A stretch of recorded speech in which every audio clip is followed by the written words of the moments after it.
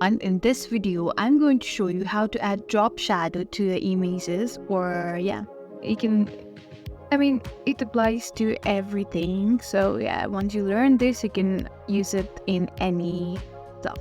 So without any further ado, let's dive right in. So let's say I have to choose image. So let's choose this one over here.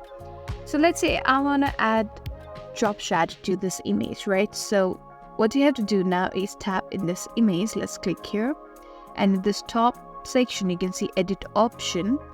Let's tap in this edit option right here. So let's go all the way down. In this effect, you can see shadows. Let's tap in there, and you can click in there so many shadows option. For example, let's choose this one and this outline one, this drop shadow one. Can you see it is automatically giving you that drop shadow effect? You can even use this curved one, this facelift one. There's so many options. And another great thing is you can adjust the intensity, the blur amount, or even the direction, how far you want it to be, even the intensity of the blur. This seems more natural.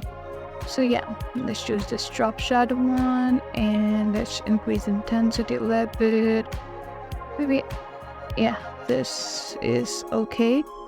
Let's choose the angle. Maybe this will do. Distance, make it more intense. The amount, this is okay.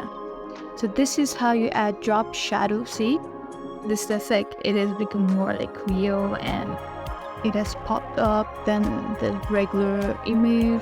So this is how you add drop shadow to your image. I hope this video was helpful. If so, don't forget to like, share, and subscribe to our channel. Thank you for watching, and we'll see you in the next video.